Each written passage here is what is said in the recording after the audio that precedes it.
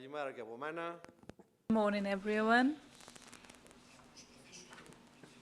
Well, I will try, with the help of my presentation, to give you an overview of Thessaly, the current overview of Thessaly. I will try to run a SWOT analysis of farming in Thessaly in an attempt to identify which are the things that we need to do in order to make the most out of our strengths and what we can do in order to protect Thessaly from the existing problems. Now, what's the current situation today in Thessaly? We have 5 million streamers. I understand why Nika says that this is ambiguous. Well, actually, we have too much corrosion, and lately we have too many photovoltaics appearing in our farms. Out of those 5 million streamers, approximately half are irrigated, and this is not always the concrete case. We have an irrigation that is based on by 70% on underground water that I'm afraid is under exhaustion, and this means that our aquifers are about to run out of water. The current crops that we have, according to this chart that you can see on the right side of my slide, you can see that 80% are large-scale crops, so we have 2% vegetables, so most of our trees are olive trees, and we have a small percentage of vineyards. That's the current situation. We know that we have a problem with sloping lands due to corrosion. At the bottom you can see an image which is the national highway from Larissa to Volos. On the right side you can see that all the farms are white because those are parts where the land has slided, and so we only have the whiter part of the soil appearing on the surface. Now, which are the strengths of Thessaly? On this occasion, I would like to say that Thessaly groups the majority of farming in Greece, and you do realize that this is one of our major strengths that is due to irrigated lands that account for 50% of our total lands, as well as our farmers' capacities. Well, now, focusing on the very strengths of the agriculture in Thessaly, you can see here that we have the largest plain in Greece. We have bigger holdings compared to what you come across in the rest of the country. We have mountains in the region, some that can be used in order for us to store water and ensure the water supply for the irrigation of those 2.5 million streamers. We have various microclimates that allow us to produce various products, have mechanized farming, and our farmers are able to introduce new technology, something that is very important.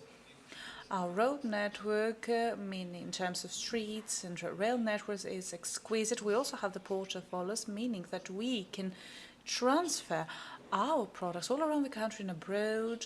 We have a significant processing industry as well as important water resources in the western parts of Thessaly Mountains, meaning the river Achelos, something that can be used in order to cover the water deficit. We also have substantial education and research infrastructure and significant employment in the primary sector.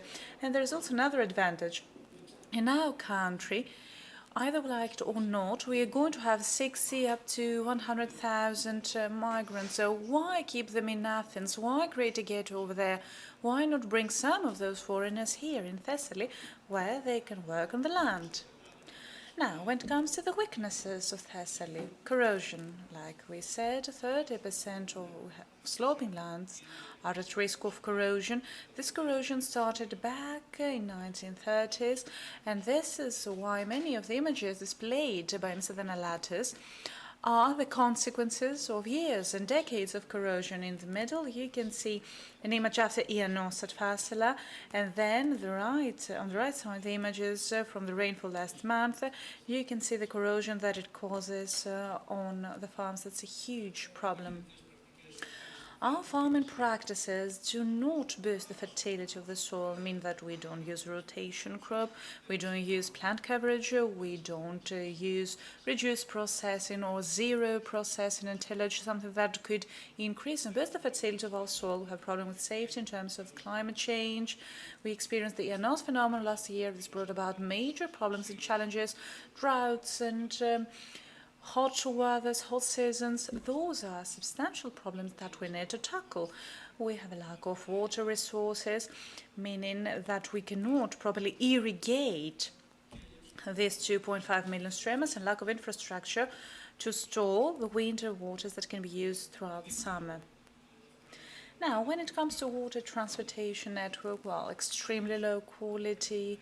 We have some waste and leakage. We try to use the underground waters, but I'm afraid they're not renewable, meaning that we have 3.5 billion cubic meters of water. That's a current deficit. And you do realize that the cost of water is extremely high, meaning that sometimes it's higher than the turnover produced by our farms. High energy consumption to pump water. Support when it comes to subsidized crops. Well, okay, you do realize that after 1981 we had the miraculous idea to increase the subsidies given by the European Union without, however, looking into what happens in terms of turnover. We only have cotton and hard wheat, and this is the majority of our farming practice. We know that we don't have agricultural application system, not at all, and that's one of the major setbacks in terms of our interconnection. There's an ability to have farmers collaborating with each other, and we don't have large-scale businesses that could transfer and transport our products. Now, let us look into the opportunities. There are opportunities in the future because we have the possibility to develop high-value crops in order to increase our turnover from €300, in order to target other products that can yield more. Can you imagine what this turnover increase could mean for Thessaly? Now we have the opportunity to increase our livestock breeding and create livestock breeding units with locally created animal feed, meaning a local brand name that will allow us to export our products, fed among others. The development of smart and environmentally smart and sound agriculture. Our farmers can process those things, can capitalize on this information as soon as we transfer that to them. We need to meet the needs of the population and tourism. I'm afraid that a big part of our tourism consumes local products. These local products need to be generated by ourselves. And of course, we can contribute towards a zero carbon emissions economy. And if we apply the right techniques, we can also improve the quality of the soil, something that will lead to lower carbon dioxide emissions. We need to be able to store water for irrigation purposes, and the same applies to the transportation of water in order to cover the needs for irrigation. We have some regional opportunities and initiatives in order for us to be able to achieve the interconnection between research and production.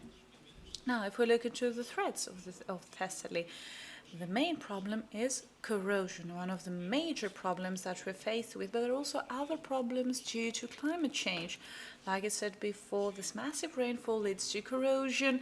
We are faced with problems after the InterLocutors phenomenon last year, and we also have problems in terms of shortage of underground water. We might have seawater entering the aquifer, something that will destroy our crops. Now, the question is, how can we make the most out of our advantages? What can we do? It's true that we need to have a national agricultural policy regardless of the CAP, because this will allow us to restructure our farming. This will lead to high-value turnover producing farming practices. Something that is often implied by our politicians is the following: we need to pray to God, and this God may enlighten all the farmers so that they can do the right thing. A second option, to run a decade-long program that will allow us to convey and transfer knowledge to our farmers, something that will allow them to revisit and review their crops and farming practices. And of course, a combination a joint effort made by farmers and businessmen would allow for the comprehensive production and processing and marketing of our products. Undoubtedly, such a project would require a series of steps. The first thing we should realize is that we need to generate and produce for our markets. Some people believe that no matter what we produce, it's of top quality. No, we need to realize that at some point we need to adapt our production on the basis of the type of onions the Swedish would like to consume. Would like them to be more spicy, would they like them to be round, oval-shaped, etc. So we cannot have producers who grow spinach and they just grow spinach 600 euro per stream, and the spinach pie production facility requires more money or make more money from selling that. So we need to carefully consider all aspects: marketing, transportation, varieties. We need to combine research and production, because this will allow us to produce and grow the products that people want and need. Mr. Vendias went to Saudi Arabia in order to export Patriot missiles.